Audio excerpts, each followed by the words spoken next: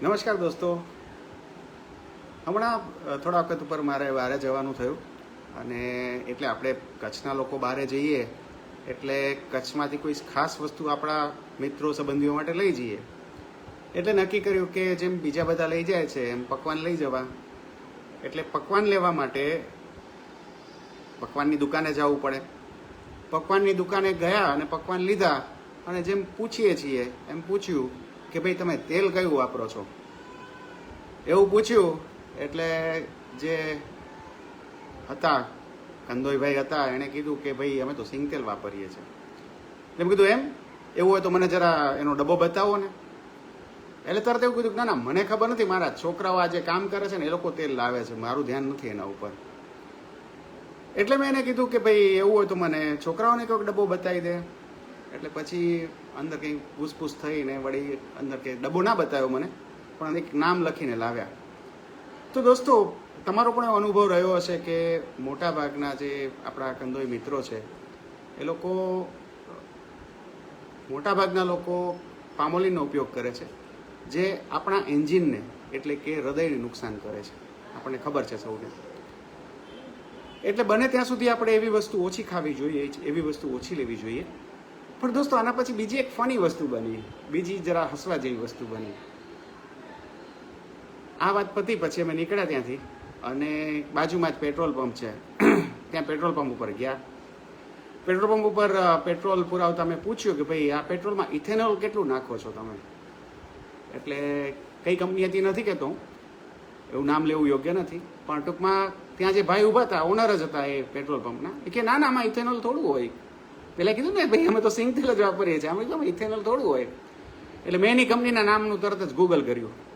Google કરી અને મેં બતાવ્યું કે ભાઈ આ તમારું જે ઇથેનોલ, તમારું જે પેટ્રોલ છે એની અંદર 20% ઇથેનોલ છે. એટલે એણે વાંચ્યું એ કે હા સાહેબ તમારી સાચી વાત, 20% ઇથેનોલ છે હો. હવે દોસ્તો, આ જે 20% ઇથેનોલ વાળું પેટ્રોલ છે એના વિશે થોડી વધારે જાણકારી તમારા લોકોએ મેળવવાની જરૂર છે. અને એ જાણકારી હું અત્યારે આપું છું. જરૂરથી બરાબર સમજજો અને આગળ ઉપર પણ બન્યા રહેજો, કેમ કે એક તમને ન ખબર હોય એવો ખુલાસો હું અત્યારે કરવા જઈ રહ્યો છું. તો દોસ્તો, આ જે પેટ્રોલ છે કે જેમાં ઇથેનોલ મિક્સ કરવામાં આવે છે એને ટેકનિકલી E20 પેટ્રોલ કહેવામાં આવે છે. અને આ પેટ્રોલ છે એ અત્યારે ભારતભરની અંદર લગભગ બધી જ જેટલી કંપનીઓ પેટ્રોલ બનાવે છે એ બધા માટે એ ઉમેરવું એ ગવર્મેન્ટની પોલિસી પ્રમાણે ફરજિયાત થઈ ગયું છે. હવે તમે કહો કે એમાં શું વાંધો છે, ગવર્મેન્ટે કર્યું કે સમજી વિચારીને કર્યું હશે ને. શું સમજ છે એની પાછળ ને શું વિચાર છે એની પાછળ આપણે પછી વાત કરશું. પહેલાં થોડી ટેકનિકલ વાત કરી લઈએ. જો આપણે સરકારનું માનીએ તો આ ઇથેનોલ વાપરવાથી ગાડીના પરફોર્મન્સમાં બહુ ઓછો ફરક પડે છે. એવું કહે છે કે 1% થી 3% જેવો ફરક પડે છે. ગાડીના એન્જિનને નુકસાન કંઈ થતું નથી લાંબા ગાળે કેવું, અને એનો ફાયદો થાય છે એવું સરકારનું કહેવું છે ને એટલે જ સરકારે ઇથેનોલ નાખવાની પોલિસી અપનાવી છે એવું સરકારનું કહેવું છે. જો કે આપણે જો સાયન્ટિફિક ડેટા જોઈએ તો એનાથી એવી ખબર પડે છે કે આજે ઇથેનોલ મિક્સ કરેલું પેટ્રોલ છે એ પેટ્રોલને કારણે માઇલેજ ઓછા આવે છે. એટલે કે 1 લીટરમાં આપણી ગાડી જેટલી ચાલતી હોય એના કરતાં ઓછી ચાલશે, એટલે માઇલેજ ઓછા મળે છે. બીજી વસ્તુ એમાં એ થાય છે કે આપણા જે એન્જિન છે એ એન્જિન આ ઇથેનોલ માટે બનેલા નથી. એના જે અંદરના પાઇપિંગ્સ છે એ પણ ઇથેનોલ માટે બનેલા નથી. એટલે શું થાય છે, તો એટલે એવું થાય છે કે એન્જિનને નુકસાન થાય છે. યાદ કરો, કંદોઈભાઈ કીધું હતું ને કે ભાઈ અમે સિંગ તેલ વાપરીએ છીએ અને એની જગ્યાએ પામોલીન આવે છે. એ ક્યાં નુકસાન કરે છે? એ આપણા શરીરના એન્જિનને નુકસાન કરે છે. અને આપણે જે પેટ્રોલ ભરાવીએ છીએ E20, એ ક્યાં નુકસાન કરે છે? એ તમારી ગાડીના હૃદયને એટલે કે ગાડીના એન્જિનને નુકસાન કરે છે. એ એટલું જ નહીં, પણ આના કારણે વેર એન્ડ ટેર પણ વધે છે. અને અમુક અભ્યાસો એવું પણ કહે છે કે જ્યારે આવી ગાડી પડી રહેલી હોય અથવા તો ઠંડી બહુ હોય ત્યારે પેટ્રોલ ગાડી તરત જ ચાલુ થતી હોય છે, પણ આ જે ઇથેનોલવાળી ગાડી છે ને ચાલુ કરવામાં મુશ્કેલી પડે છે. એટલે આવી અલગ અલગ મુશ્કેલીઓ ઇથેનોલ સાથે પડે છે. એમ છતાંય ઇથેનોલવાળું પેટ્રોલ આપણે સૌએ ભરાવવું પડે છે. હવે આવું ન થાય એના માટે શું પગલાં લેવામાં આવ્યા છે? તો આવું ન થાય એના માટે સરકારે એવા પગલાં લીધા છે કે સરકારે બધી જ કાર બનાવતી કંપનીઓને કહ્યું છે કે ભાઈ તમે હવે ઇથેનોલમાં ચાલી શકે એવા એન્જિન બનાવો. હવે આ જે વસ્તુ છે એ 2023થી લાગુ પડી છે. મતલબ શું થયો? તો કે જો તમારી ગાડી 2023થી પહેલાંની હોય તો તમારી ગાડી ઇથેનોલનું નુકસાન ખાઈ રહી છે, એટલે કે એને ઇથેનોલનું નુકસાન થઈ રહ્યું છે, બરાબર. અને જો તમારી ગાડી 2023 પછીની છે તો BS6ના માપદંડ પ્રમાણે એનું જે એન્જિન છે એ એન્જિન અને એની પાઇપિંગ્સ ને બધું છે એ ઇથેનોલને પ્રમાણમાં સહન કરી શકે એમ છે. તો આ વાત પણ તમે જોઈ લેજો કે તમારી ગાડી કેટલી જૂની છે. નાના વ્હીકલમાં પણ એ જ લાગુ પડે છે. એટલે ધારો કે તમારી બાઇક નવી છે તો બરાબર છે, ઇથેનોલને કમ્પેટેબલ છે, એટલે કે એમાં ઇથેનોલ નાખો તો વાંધો નથી, પણ જૂની છે તો એના એન્જિનને ઇથેનોલ નુકસાન કરે છે. તો દોસ્તો આવું કરવામાં હવે એ સમજો કે આમાં ફાયદો કોને, શું કામ આવું થઈ રહ્યું છે? તો એક તો બહુ ચોખ્ખી વાત છે કે ભાઈ આપણી ગાડી કન્ડમ થાય તો નેચરલી કોને ફાયદો થાય, તો બહુ ચોખ્ખી વાત છે. પણ હવે જે વાત કરું છું એ વાત જરા વધારે અગત્યની છે.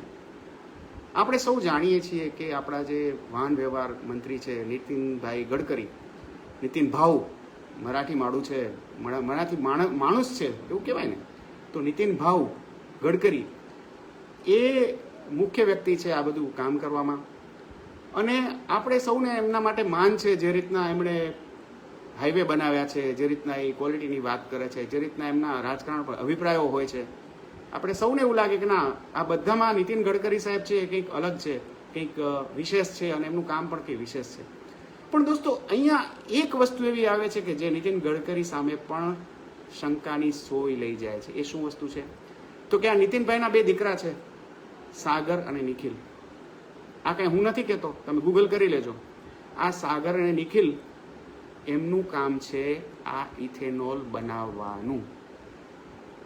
મતલબ શું થયો? તો કે પપ્પા પોલિસી બનાવે કે ભાઈ બધી કારમાં હવેથી ઇથેનોલ વાળું પેટ્રોલ જશે અને બેટા શું કરે?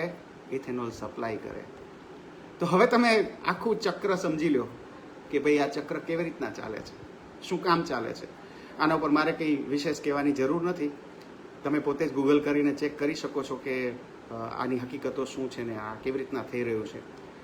તો દોસ્તો તમારી કાર જો 2023 પછીની હોય તો ઇથેનોલ સહન કરી જશે, પણ યાદ રાખજો કે તમારો બર્થ ભલે 1973માં થયો હોય કે 2013માં થયો હોય, તમારું હૃદય પામોલીન સહન કરશે નહીં. અને પામોલીન જ આપણે ખાઈએ છીએ, આપણા કંદોઈ મિત્રો વધારે પામોલીન જ વાપરે છે. તો એક વસ્તુ મારે તમને સૌને કહેવાની થાય કે આ E20 માટે તો આપણે કંઈ કરી શકીએ એમ નથી, હાલ પૂરતું તો કંઈ થઈ શકે એમ નથી. પણ આપણું જે હૃદય છે એને સાચવવા માટે માત્ર એક કામ કરવાનું છે. શું? તો કે બને ત્યાં સુધી આપણે પામોલીનવાળી વસ્તુ નથી ખાવાની. જે રૂટીન ફરસાણ આવે છે એમાં પામોલીન હોય છે, અને સુપર માર્કેટમાં તો જેટલા પડીકા છે ને બધામાં પામોલીન હોય છે. બિસ્કિટમાં પામોલીન, ચોકલેટમાં પામોલીન, ફરસાણમાં પામોલીન, ગાંઠિયામાં પામોલીન, જેટલી વસ્તુ તમે સુપર માર્કેટમાં જોશો ને બધામાં પામોલીન છે. એટલે એ વસ્તુ આપણે ન લેવાની હોય ખરેખર તો, પણ આપણે હોંશે લઈએ છીએ, એક ઉપર એક ફ્રી કરીને લઈએ છીએ એટલે ન લેવાની હોય. તો એ બધું અવોઇડ કરવાનું છે. એના ઉપરાંત એક કામ એ કરવાનું છે કે આપણે આપણા કંદોઈ મિત્રોને આ સવાલ પૂછવાનો છે કે ભાઈ તમે કયું તેલ વાપરો છો. જો તમે આ સવાલ પૂછશો તમારા કંદોઈને તો એને પણ ખ્યાલ આવશે કે ભાઈ લોકો હવે જાગૃત થઈ રહ્યા છે, લોકોને હવે યોગ્ય તેલમાં તળેલી મીઠાઈ જોઈએ છે અને તળેલું ફરસાણ જોઈએ છે. એટલે યોગ્ય તેલ વાપરશું તો આપણો બિઝનેસ વધશે. ભુજમાં પણ એવા કંદોઈ મિત્રો છે કે જે લોકો સિંગ તેલ વાપરે છે અથવા તો કપાસિયા તેલ વાપરે છે, અને આપણે માગીએ તો બિલ પણ જો આપે છે. જો આ મહિનાનું બિલ આવ્યું તમને બતાવું, કપાસિયાનું બિલ મેં પૂછેલું છે, લોકોએ આપેલું છે મને. તો તમને પણ એ વિનંતી છે કે E20 માટે તો કાંઈ થઈ શકે એમ નથી, બરાબર, પણ આ પામોલીન માટે એટલું કરજો કે જે કંદોઈ પાસે તમે ફરસાણ લેવા જાઓ, તમારો અધિકાર બને છે, તમને એ શું વેચે છે જાણવાનો અધિકાર છે, તો ખાલી પૂછી લેવાનું કે ભાઈ તમે કયું તેલ વાપરો છો. એટલું પૂછવામાં શું છે? આપણે એમની સાથે દુશ્મની તો છે નહીં, આપણે તો ખાલી એટલું પૂછવું છે કે તમે કયું તેલ વાપરો છો. તો જરૂરથી એ વાત પૂછજો અને આ વિડીયો જરૂરથી ઘણા બધા લોકો સાથે શેર કરજો, જેથી એમને E20 માટે અને પામોલીન બંને માટેની વાત ખબર પડે. Thank you so much.